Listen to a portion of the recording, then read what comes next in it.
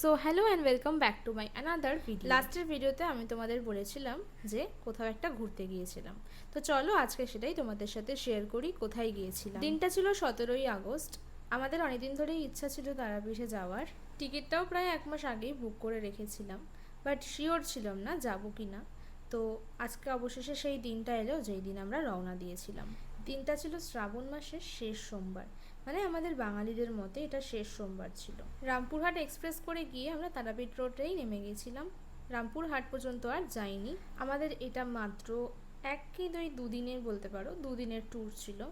তো আজকে প্রথম দিনের ভিডিওটাই তোমাদের সাথে শেয়ার করছি। যেদিন আমরা গিয়েছিলাম, পৌঁছেছিলাম, সেই দিনই আমরা পুজো দিয়েছিলাম মন্দিরে। একটা জায়গা থেকে গিয়ে সেখানে পুজো দেওয়ার যেই প্রসেসটা, সেটা অনেকটাই হ্যারাসমেন্ট।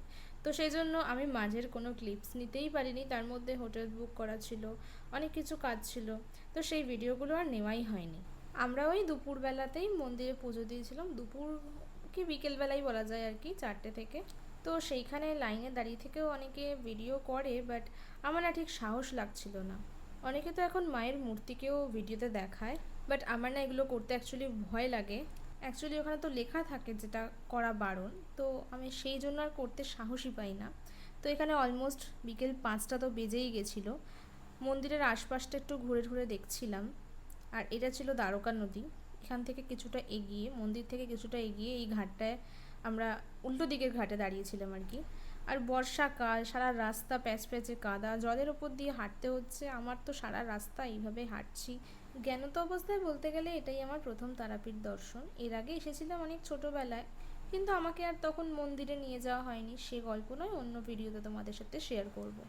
একদিন যেহেতু এসেছিলাম, তাই একদিনে যতটা ঘোরা যায় ততটা ঘুরে নিয়েছিলাম। মন্দির থেকে পুজো দিয়ে বিকেলে বেরিয়ে আশেপাশের কয়েকটা আরও আশ্রম, মন্দির এগুলো ছিল, যেগুলো একটু ঘুরে নিচ্ছিলাম। আর খুব একটা ডিস্টেন্সেও ছিল না, খুব কাছাকাছি ছিল জায়গাগুলো। আর আমাদের হোটেল থেকে তো এই মন্দিরটা অনেকটাই কাছাকাছি ছিল। মন্দিরটা খুবই সুন্দর, খুব একটা ভিড় থাকে না, ফাঁকাই থাকে। তো এখানে এসেছিলাম যখন, তখন বাইরে আবার ঝমঝমিয়ে বৃষ্টি শুরু হয়ে গেছে, তাই এখানেই কিছুটা সময় আমাদের কাটাতে হয়েছিল। একদিকে ভালোই হয়েছিল, বিকজ আমরা লাইনে দাঁড়িয়েছিলাম প্রায় 1 ঘন্টা মতো, তারপরে হেঁটে হেঁটে সমস্ত জায়গা ঘুরে আমাদের দেখতে গিয়ে পায়ের অবস্থা তো খারাপ হয়ে গিয়েছিল, তাই এখানে বসে একটু বিশ্রাম নিচ্ছিলাম। তো আমি তো ঠিক করেই নিয়েছিলাম সমস্ত জায়গা ঘুরে ছুঁড়ে একদম খেয়ে দিয়ে রাত্রেবেলা হোটেলে ঢুকবো। তো সেই জন্য এখান থেকে বেরোনোর পর আর হোটেলে যাইনি। এর মাঝে আমরা শ্মশান টশানেও গিয়েছিলাম ঘুরতে, সেই ক্লিপসগুলো আর এখানে অ্যাড করা হয়নি, অ্যাকচুয়ালি রেকর্ডই করা হয়নি। আরও একটা এখানে মন্দির ছিল, জানি না সব কিছুর নাম আমি ভালো করে মনে নেই, বাট এই মন্দিরটাও নাকি খুব জাগ্রত, এখানেও নাকি দর্শন করতে হয়। তো এখানেও আমরা এসেছিলাম। অল টাইম বৃষ্টি হয়েই যাচ্ছিল, কখনো জোরে কখনো আস্তে। রাস্তায় এইরকম খালি পায়ে আমরা হাঁটছিলাম, এদিকে ঠাকুর বিসর্জন হচ্ছে কিনা আমি বুঝতে পারছিলাম না, এটা ঠাকুর যাচ্ছিল রাস্তা দিয়ে। এত দূর অবধি ঘোরাঘুরি করে লাস্টে আমরা একটা হোটেলে এসেছিলাম, যেখানে একটা ভেজ থালি নিয়েছিলাম।